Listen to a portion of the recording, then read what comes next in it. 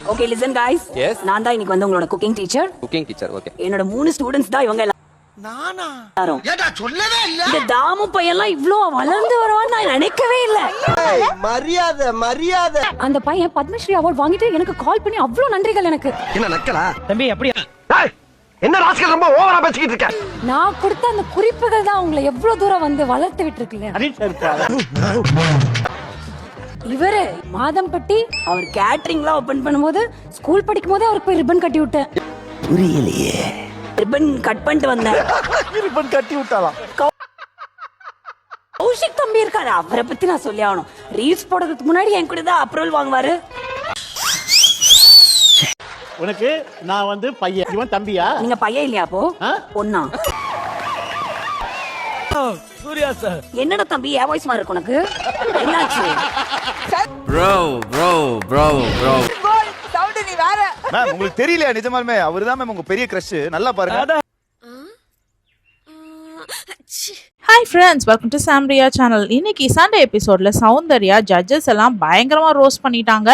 Last time அவங்க கீதா வேஷத்துல, அதாவது ரீமாசன் வேஷத்துல வந்தப்போ எல்லாரும் பயங்கரமா கிண்டல் பண்ணாங்க அவங்க பெர்ஃபார்மன்ஸ் சரியில்லைன்னு சொல்லிட்டு. அந்த விஷயங்கள் எல்லாம் மறக்கடிக்கிற மாதிரி சூப்பரா இன்னைக்கு ஒரு சம்பவம் செஞ்சுட்டாங்க. ஷோவோட ஹைலைட்டே அவங்க இந்த 3 ஜட்ஜஸையும் பண்ண ரோஸ்டிங் தான். அதுக்கு தாமப்பா லைட்டா கோவப்பட்ட போது கூட சௌந்தர்யா ரொம்ப சாந்தமா அதை ரொம்ப மெச்சோர்டா ஹேண்டில் பண்ணாங்க, சிரிச்சுக்கிட்டே ஹேண்டில் பண்ணாங்க. தாமப்பாவை ஒரே ஒரு தடவை ப்ரோன்னு கூப்பிட்டுருக்காங்க. இன்னைக்கு பையனே சொல்லிட்டாங்க, இந்த சின்ன பையன் நான் கொடுத்த குறிப்புகளால தான் வளர்ந்தான் அப்படின்ற மாதிரி சொல்லிட்டாங்க. இன்னைக்கு எபிசோடோட ஹைலைட்டே இதுதான் சொல்லணும்.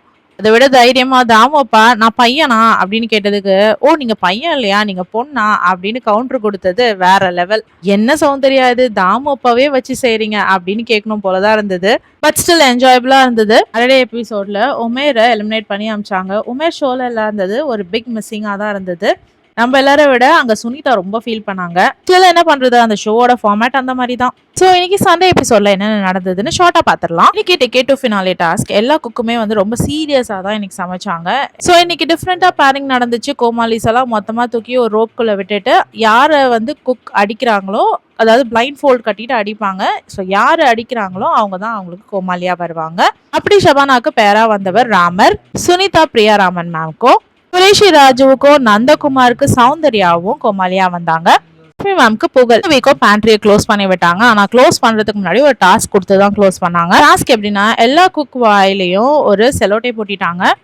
பேச முடியாது, ஆனா அவங்க கிட்ட ஒரு போர்ட் கொடுத்துட்டாங்க. ஸோ அந்த போர்ட்ல அந்த இன்கிரீடியன்ஸை வரைஞ்சி காமிச்சு கோமாலிஸா எடுத்துட்டு வர சொல்லணும். 10 மினிட்ஸ் தான் டைம். அதுக்குள்ள பாத்தீங்கன்னா பேண்ட்ரி வேற க்ளோஸ் ஆயிடும். அந்த டைம்குள்ள இவங்க வரைஞ்சி காமிச்சு கோமாலிஸ் போயிட்டு அந்த இன்கிரீடியன்ஸை கண்டுபிடிச்சி எல்லா இன்கிரீடியன்ஸும் வெளியில கொண்டு வரணும். ரொம்பவே கஷ்டமான டாஸ்க் தான். ராஜுலாம் பாத்தீங்கன்னா ரொம்ப அழகா வரைஞ்சி காமிச்சாரு. பேண்ட்ரி க்ளோஸ் ஆகுறதுக்கு லாஸ்ட் ஃபியூ செகண்ட்ஸும் பாத்தீங்கன்னா சில கோமாலிஸ் தான் உள்ள ஓடி போய் திங்ஸ் எடுத்துட்டு வந்தாங்க. கேஸ் பேண்ட்ரி க்ளோஸ் ஆன பிறகு ஏதாவது இன்கிரீடியன்ஸ் வேணும்னா ஜட்ஜஸ் சொல்ற சில டாஸ்கை பண்ணிட்டு அந்த பர்டிகுலர் குக் போயிட்டு உள்ள போய் பொருள் எடுத்துட்டு வரலாம், இன்கிரீடியன்ஸ் எடுத்துட்டு வரலாம். அந்த மாதிரியான பனிஷ்மெண்ட் சில குக்லாம் வாங்கினாங்க. பிரியாராமன் மேம், ராஜு, அப்புறம் நந்தகுமார் இவங்கெல்லாம் வந்து ஜட்ஜஸ் சொல்ற சில டாஸ்க், அதாவது சிரிச்சுக்கிட்டே இருக்கணும், இல்லைனா ஃப்ராக் மாதிரி குதிக்கணும், இல்லைனா உப்பு மூட்டை தூக்கிட்டு சுற்றணும், அந்த மாதிரியான டாஸ்க் எல்லாம் கொடுத்தாங்க ஜட்ஜஸ். அதெல்லாம் ஃபன்னாக எடுத்துட்டு குக்கெல்லாம் பண்ணிட்டு உள்ள போய் இன்கிரீடியன்ஸ் எடுத்துட்டு வந்தாங்க. நம்மள மாதிரியே சுனிதா பார்த்தீங்கன்னா உமேரை ரொம்ப செட்டில் மிஸ் பண்ணியிருக்காங்க போல இருக்கு.